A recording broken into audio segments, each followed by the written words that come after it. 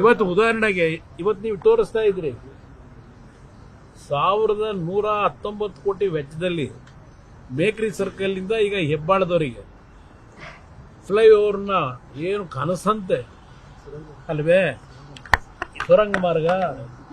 ಅದು ನಾನು ಮುಖ್ಯಮಂತ್ರಿ ಇದ್ದಾಗ ಒಂದು ಕೊರಿಯಾ ಕಂಪನಿ 30 ಕೋಟಿ ದುಡ್ಡು ಅವರೇ ಹಾಕಿ ಟೆಕ್ನಾಲಜಿ ತಂದು ಅವತ್ತೇ ಕೆಲಸ ಮಾಡಲಿಕ್ಕೆ ಮೀನ್ ಸ್ಕ್ವೇರ್ನಿಂದ ಹೆಬ್ಬಾಳದ ಫ್ಲೈಓವರ್ಗೆ ಎಲ್ಲ ರೀತಿಯ ಸಿದ್ಧತೆಗಳನ್ನು ಮಾಡಿದ್ದೆ. ಟೆಂಡರ್ ಪ್ರೋಸೆಸ್ಸು ಮುಗಿದಿತ್ತು. ನನ್ನ ಸರ್ಕಾರದ ಹೋಯ್ತು. ಈ 20 ವರ್ಷದಲ್ಲಿ ಇವತ್ತು 1100 ಕೋಟಿಗೆ ಅದು ಏರಿಕೆ ಏನಾಗಿದೆ ಆ ಫ್ಲೈಓವರ್, ಇದು ಅಂಡರ್ ಟನಲ್ ರೋಡು. ಅವತ್ತು ಕೇವಲ 30 ಕೋಟಿ ವೆಚ್ಚದಲ್ಲಿ ಮಾಡ್ತಾ ಇದ್ದಂಥದ್ದು. ಇದಕ್ಕೆ ಯಾರು ಜವಾಬ್ದಾರರು? ನಾಡಿನ ಬೆಂಗಳೂರು ನಗರದಲ್ಲಿ ವಾಸ ಮಾಡ್ತಕ್ಕಂಥ ಜನರ ತೆರಿಗೆ ದುಡ್ಡು ಇವತ್ತು ಯಾವ ರೀತಿ ಸರಿಯಾದ ಸಂದರ್ಭದಲ್ಲಿ ಸರಿಯಾದ ಕ್ರಮ ತೆಗೆದುಕೊಳ್ಳದೆ ಈ ಪರಿಸ್ಥಿತಿ ದೂಡಿದ್ದೀರಿ.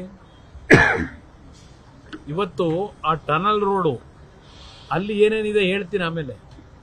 ನಾನು ವ್ಯಕ್ತಿ ಬಗ್ಗೆ ಹೇಳಲ್ಲ, ಕೆಲಸ ಮಾಡೋದಕ್ಕೆ ನಮ್ಮ ಸಂಪೂರ್ಣ ಸಹಕಾರ ಇದೆ. ನಾಡಿನಲ್ಲಿ ಅಭಿವೃದ್ಧಿಯನ್ನ ಪ್ರಾಮಾಣಿಕವಾಗಿ ಗುಣಾತ್ಮಕವಾಗಿ ರೈತರ ನಾಡಿನ ಜನತೆಯ ತೆರಿಗೆ ಹಣ ಏನಿದೆ ಸರಿಯಾದ ರೀತಿ ಬಳಕೆ ಮಾಡ್ಕೊಳ್ಳೋದಕ್ಕೆ ಇವತ್ತು ಸರ್ಕಾರ ಹೊರಟ್ರೆ ಸಂಪೂರ್ಣವಾದ ಬೆಂಬಲ ಇವತ್ತು ಇದೆ. ಇವತ್ತು ಉದಾಹರಣೆಗೆ ಇವತ್ತು ನೀವು ತೋರಿಸ್ತಾ ಇದ್ರಿ 1119 ಕೋಟಿ ವೆಚ್ಚದಲ್ಲಿ ಬೇಕರಿ ಸರ್ಕಲ್ ಇಂದ ಈಗ ಹೆಬ್ಬಾಳದವರಿಗೆ ಫ್ಲೈಓವರ್ನ ಏನು ಕನಸಂತೆ ಅಲ್ವೇ ಸುರಂಗ ಮಾರ್ಗ.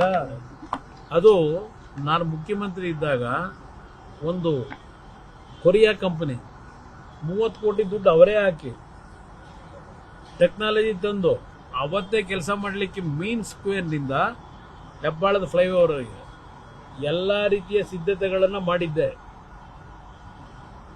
ಟೆಂಡರ್ ಪ್ರೋಸೆಸ್ಸು ಮುಗಿದಿತ್ತು. ನನ್ನ ಸರ್ಕಾರದ ಹೋಯ್ತು. ಈ 20 ವರ್ಷದಲ್ಲಿ ಇವತ್ತು 1100 ಕೋಟಿಗೆ ಅದು ಏರಿಕೆ ಏನಾಗಿದೆ ಆ ಫ್ಲೈಓವರ್, ಇದು ಅಂಡರ್ ಟನಲ್ ರೋಡು. ಅವತ್ತು ಕೇವಲ 30 ಕೋಟಿ ವೆಚ್ಚದಲ್ಲಿ ಮಾಡ್ತಾ ಇದ್ದಂಥದ್ದು. ಇದಕ್ಕೆ ಯಾರು ಜವಾಬ್ದಾರರು? ನಾಡಿನ ಬೆಂಗಳೂರು ನಗರದಲ್ಲಿ ವಾಸ ಮಾಡ್ತಕ್ಕಂಥ ಜನರ ತೆರಿಗೆ ದುಡ್ಡು ಇವತ್ತು ಯಾವ ರೀತಿ ಸರಿಯಾದ ಸಂದರ್ಭದಲ್ಲಿ ಸರಿಯಾದ ಕ್ರಮ ತೆಗೆದುಕೊಳ್ಳದೆ ಈ ಪರಿಸ್ಥಿತಿ ದೂಡಿದ್ದೀರಿ. ಇವತ್ತು ಆ ಟನಲ್ ರೋಡು ಅಲ್ಲಿ ಏನೇನಿದೆ ಹೇಳ್ತೀನಿ ಆಮೇಲೆ. ನಾನು ವ್ಯಕ್ತಿ ಬಗ್ಗೆ ಹೇಳಲ್ಲ, ಕೆಲಸ ಮಾಡೋದಕ್ಕೆ ನಮ್ಮ ಸಂಪೂರ್ಣ ಸಹಕಾರ ಇದೆ.